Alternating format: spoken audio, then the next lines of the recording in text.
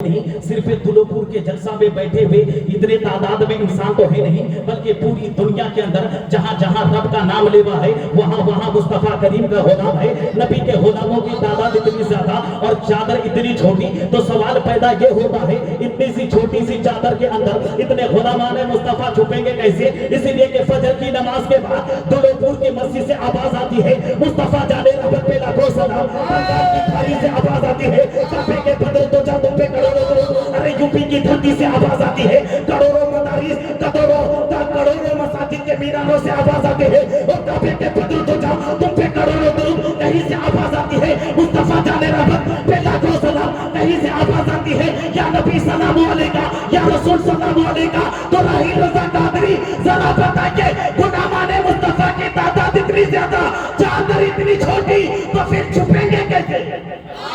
अरे कत्ते की बात है, हाय हाय हाय छुपेंगे कैसे? सवाल को बहुत छुपेंगे कैसे? सवाल पैदा ये होता है। तो अब जवाब को नोट कीजिए, अपना जरा जहन की मेमोरी को खोलिए और जहन की मेमोरी को खोलने के बाद इस जवाब को आप नोट कर ले।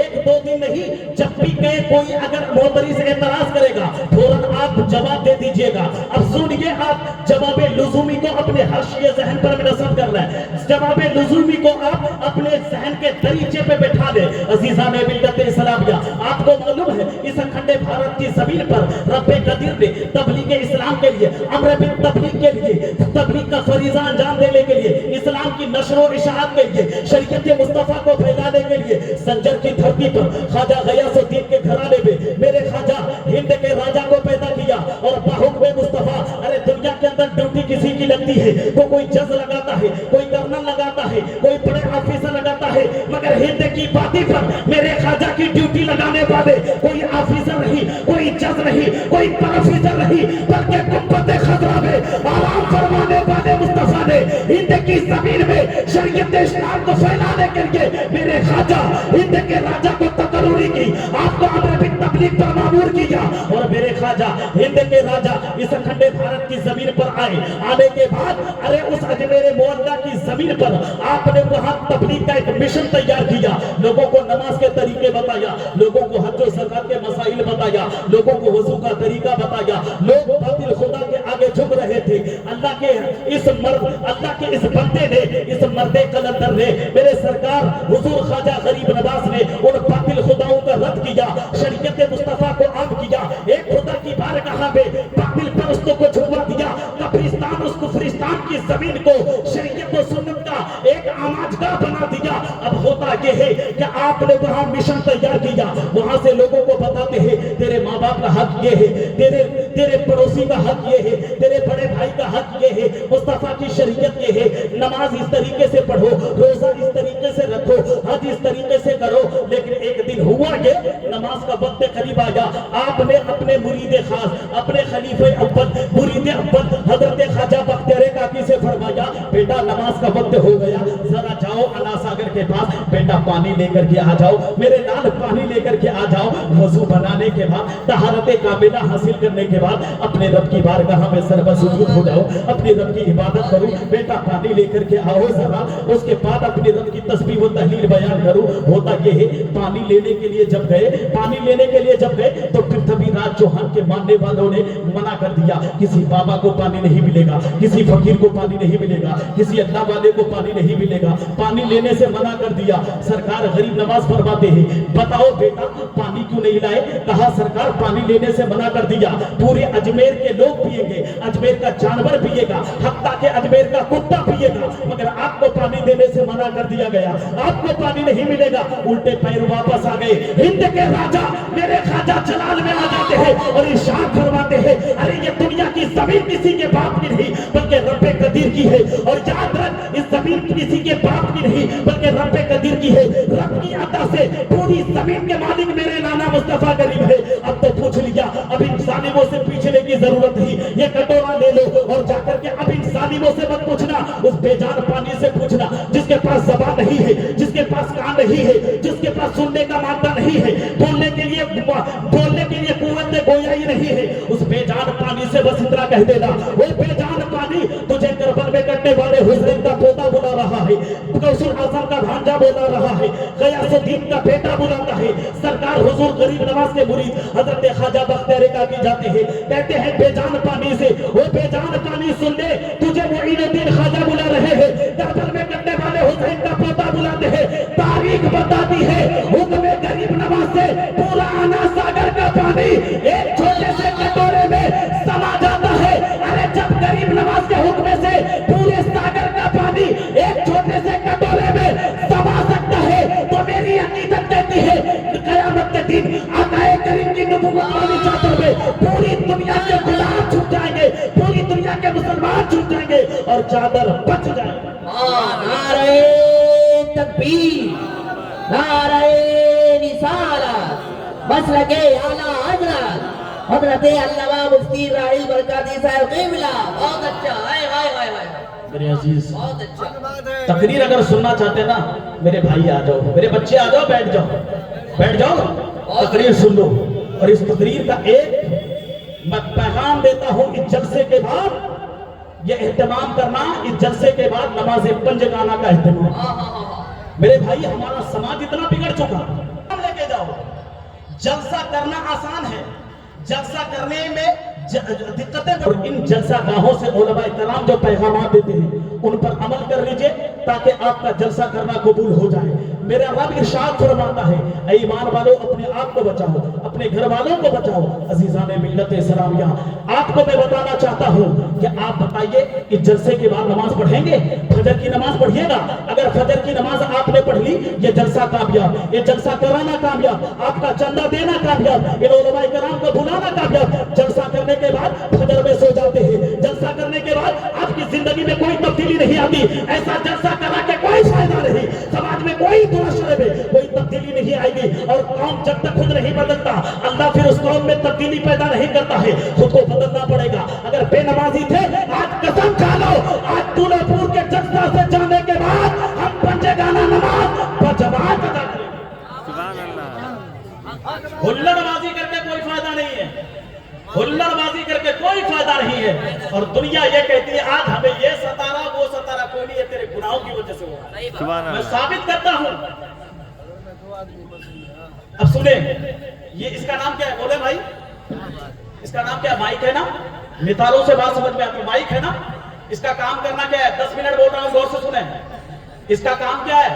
متکلم کی آواز کو سپلائی کر کے سامعین تک پہنچانا، یعنی بولنے والے کی بات کو سپلائی کر کے جو بیٹھے سامعین ہیں اس تک پہنچانا، یہی تو کام ہے۔ اس کو بنانے والے موجد نے کس لیے بنایا؟ اسی کام کے لیے۔ لیکن بتاؤ انصاف سے، یہ اگر کام کرنا بند کر دے اپنا، بتائیے یہ رہے گا یا آپریٹر کہاں پھینکے گا؟ کوئی پتا بھی نہیں چلے۔ یہ آپ کے سامنے بلب جل رہا ہے نا، اس کو بنانے والے موجد نے کس لیے بنایا؟ روشنی دینے کے لیے۔ لیکن اگر یہ اپنا کام کرنا بند کر دے، روشنی دینا بند کر دے، کیا اپنے گھر میں لگا ہوا رکھو گے؟ اپنی مسجدوں میں لگا کے رکھو گے؟ اپنے مدارس میں لگا کے رکھو گے؟ نہیں نا، اس کو توڑ کے پھینک دو گے۔ کیوں؟ اس کا فیوز ہو گیا، اس نے اپنا کام کرنا بند کر دیا۔ جو اپنے مقصد کو بھول جاتا ہے، جو اپنا کام کرنا بھول جاتا ہے، رضا اللہ رب العزت ایسی قوم کو پھر مٹا دیتا ہے، ایسی قوم کو مٹا دیتا ہے۔ رب قدیر نے آپ کو ہمیں اس خاک دانے گیتی پر بھیجا کس لیے؟ رب سے پوچھتے ہیں پروردگار تو نے انسان کو کیوں پیدا کیا؟ تو رب فرماتا ہے وما خلقت الجن والانس الا لیعبدون۔ اے پوچھنے والے سائل، میں نے انسان اور جنوں کو اپنی عبادت کے لیے پیدا کیا۔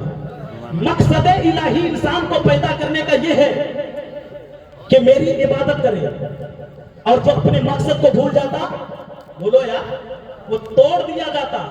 جیسے مقصد یہ بھول جائے بلب تو توڑ دیا جاتا، یہ اپنا مقصد بند ہو جائے، کام کرنا بند کر دے، یہ پھینک دیا جاتا۔ اے انسان، تجھے تو رب نے پیدا کیا تھا اپنی عبادت کے لیے، پتہ تو عبادت کرتا ہے، پتہ رب کی عبادت کرتے ہو نہیں کرتے ہو، اسی لیے تم مارے جاتے ہو، اسی لیے تم پیٹے جاتے ہو۔ یاد رکھنا، اگر تم بھی اپنے مقصد کو نہیں بھولو گے، جب تک یہ بلب روشنی دینا بند نہ کرے، یہ بلب اپنا کام جاری رکھے، یعنی روشنی دیتا رہے، تو یہ جلسہ گاہوں میں لٹکایا جائے گا، یہ مسجد میں بھی رہے گا, یہ گھروں میں بھی رہے گا, یہ مائک اپنا کام کرتا رہے تو یہ جلسہ گاہوں میں بھی جائے گا, مسجد میں بھی رہے گا, یعنی یہ اپنا کام کرے گا جب تک یہ لوگوں کے علماء کرام کے زبان کی زینت بن کے رہے گا. یہ مرکری یہ بلب وغیرہ لٹکایا ہوا رہے گا, یہ جس دن اپنا کام کرنا بند کر دے اسے توڑ کے پھینک دیا جائے گا. اسی طریقے سے اے انسان, تجھے رب نے اپنی عبادت کے لیے پیدا کیا تھا, جب تک اس دھرتی پر لوگ عبادت کرتے رہے کوئی مائی کا لات تجھے مٹانے والا پیدا نہ ہوا.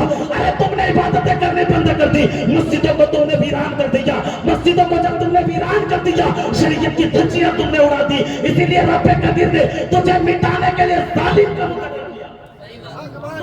صحیح بات ہے, صرف تم بدل جاؤ, تم شریعت پر. کیا بات ہے, اور یاد رکھ, عمدہ گفتگو ہے. ایک بات اور بتا دوں میں, اگر اس بستی کا کسی شخص کا اگر تعلق ممتا بنرجی سے ہو جائے اس کی مونچھیں کھڑی ہو جائے گی, وہ کسی کو کچھ سمجھے گا نہیں سمجھے گا, سب کو ڈرائے گا, دھمکائے گا, اور پورا محلہ بھی اس سے ڈرے گا کہ نہیں.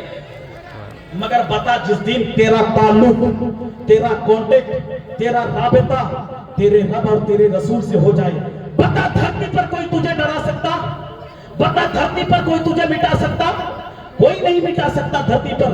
جس دن تو اپنے رب کو راضی کر لے, اپنا تعلق اپنے رب سے قائم کر لے, اپنا رابطہ اپنے رب سے بنا لے. اب کہو گے راہب رضا قادری اپنے رب سے رابطہ کیسے کرے, اپنے رسول سے کانٹیکٹ کیسے کرے, اپنے رسول سے آپ تعلق کیسے کرے؟ تو سنو, تعلق کرنے کے لیے آپ کو مسجد کی طرف جانا پڑے گا. آپ ظہر میں مسجد میں جائیں, عشاء میں مسجد میں جائیں, فجر میں مسجد میں جائیں, جمعہ میں مسجد میں جائیں, فجر میں جائیں گے. آپ مسجد میں جانے کے بعد رب کی عبادت کیجیے گا, سجدے میں سبحان ربی الاعلیٰ کہیے گا, رب سے چھپ کے باتیں ہوگی, رب سے تعلق قائم ہوگا, اللہ سے تعلق قائم ہوگا, اللہ سے کانٹیکٹ ہو جائے گا.